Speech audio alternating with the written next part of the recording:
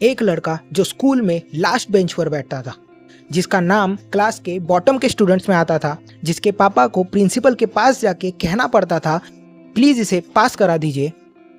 आज वही लड़का एक $1 बिलियन फूड डिलीवरी कंपनी का फाउंडर है, जोमैटो।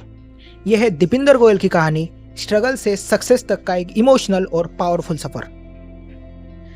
दीपिंदर का बचपन पंजाब के मुक्तसर नाम के एक टाउन में गुजरा। स्कूल में परफॉर्मेंस इतनी कमज़ोर थी कि उनके पापा को प्रिंसिपल के पास रिक्वेस्ट करनी पड़ती थी कि बेटा फेल ना हो।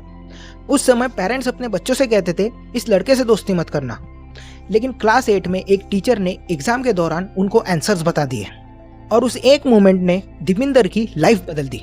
उस एग्जाम के बाद वो 3rd रैंक पे आए और लोगों का नज़रिया बदल गया। पहली बार उन्होंने फील किया कि मैं भी कुछ कर सकता हूँ। और फिर 12th के एग्जाम्स के बाद 2 महीने की छुट्टी में दीपिंदर ने फिजिक्स की बुक उठाई, बिना किसी प्रेशर के उसे सॉल्व करना स्टार्ट किया और उसके बाद बिना किसी प्रेशर के एग्जाम देने गए और फिजिक्स में 100 आउट ऑफ 100 स्कोर किया और IIT क्रैक कर दिया। और फिर उन्हें रियलाइज हुआ कि वो प्रेशर के बिना बेस्ट परफॉर्म करते हैं। IIT क्रैक करना दीपिंदर के लिए एक ह्यूज माइलस्टोन था। दीपिंदर ने जॉब ज्वाइन की बेन एंड कंपनी में। वही ऑफिस पेंट्री में लोग रोज लाइन में लगते थे सिर्फ मेन्यू कार्ड देखने के लिए। तब दीपिंदर ने एक छोटा सा काम किया, मेन्यू कार्ड को स्कैन करके ऑनलाइन डाल दिया और वहीं से आइडिया बना एक वेबसाइट जहां लोग अपने लोकल रेस्टोरेंट्स के मेन्यू देख सके। और वहीं से जन्म हुआ फूडी बे का, जो बाद में बन गया जोमैटो। फूडी बे का नाम जब ईबे से क्लैश होने लगा तो नाम बदलना पड़ा। उन्होंने zomato.com का डोमेन $10,000 में खरीदा। जोमैटो की ब्रांडिंग जर्नी प्लान नहीं थी। रेड कलर इसलिए चूज किया गया क्योंकि दूर से दिखता है। ऐप नोटिफिकेशंस इसलिए लिखे गए ताकि यूजर हंसे, टीम को मजा आए। जोमैटो में कल्चर सबसे ऊपर है। जोमैटो में नए लोगों को बताया नहीं जाता कि उनका काम क्या होगा, उन्हें खुद डिस्कवर करना होता है। वो खुद अपनी जगह बनाते हैं। उन्होंने एक डिटेल्ड कल्चर बुक लिखी है जिसे हर नए एम्प्लॉय को दिया जाता है, जिसमें लिखा होता है कि ट्रस्ट से काम होता है, माइक्रो मैनेजमेंट से नहीं। ऐसा वक्त भी आया जब जोमैटो के पास सिर्फ 4 महीने का पैसा बचा था, बर्न रेट हाई था, कंपटीशन स्ट्रांग था और रेवेन्यू कम। तब दीपिंदर ने एक ही स्ट्रेटेजी फॉलो की, अगर कुछ काम नहीं कर रहा तो उसे बंद करो, कॉस्ट काटो, सर्वाइव करो। जब स्विगी ने $1 बिलियन रेज किए, जोमैटो के पास कुछ नहीं था। तब उन्होंने अपना UAE वाला प्रॉफिटेबल बिजनेस बेच दिया और सिर्फ इंडिया पे फोकस किया।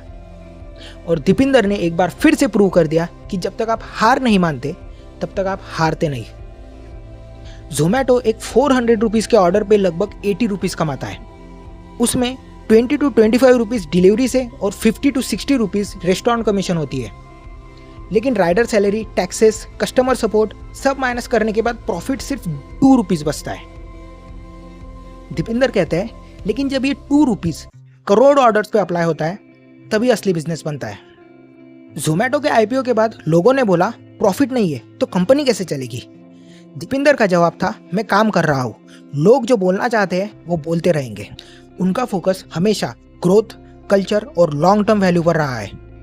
कंपैरिजन और कंपटीशन से उन्हें कभी फर्क नहीं पड़ा। जोमैटो आज सिर्फ एक फूड डिलीवरी ऐप नहीं बल्कि इंडिया के सबसे ट्रस्टेड टेक ब्रांड्स में से एक बन चुका है। हर दिन करोड़ के ऑर्डर्स, स्ट्रॉन्ग IPO के बाद कंसिस्टेंट ग्रोथ और प्रॉफिटेबिलिटी ने इसे एक रियल सक्सेस स्टोरी बना दिया है। दीपिंदर गोयल की कहानी हमें यह सिखाती है कि हमारा बैकग्राउंड कभी हमारा फ्यूचर डिसाइड नहीं करता।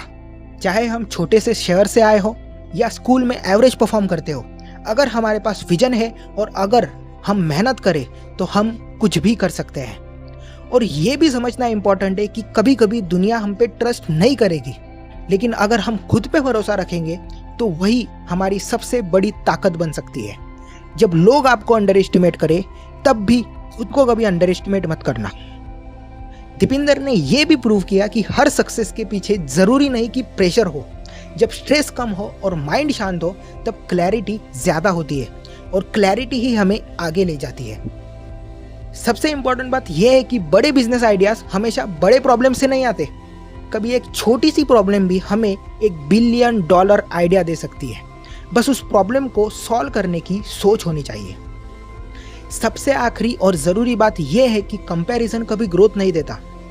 दीपिंदर ने दूसरों को कॉपी करने के बजाय अपना रास्ता बनाया। और वही उन्हें अलग बनाता है। और हर किसी की जर्नी अलग होती है, और जब हम अपना यूनिक पाथ फॉलो करते हैं तभी हम अपनी असली पहचान बनाते हैं। दीपिंदर गोयल की जर्नी एक रिमाइंडर है कि सक्सेस किसी शॉर्टकट से नहीं बल्कि स्ट्रगल, पेशेंस और सेल्फ बिलीफ से मिलती है। अगर आपको ये कहानी इंस्पायरिंग लगी तो इस वीडियो को लाइक करो, शेयर करो और ऐसी ही रियल लाइफ जर्नीज के लिए इंस्पिरेशन क्लब को सब्सक्राइब करो। मिलते हैं द जर्नी सीरीज के अगले एपिसोड में एक और नई कहानी के साथ। Thank you for watching. Let's learn and grow.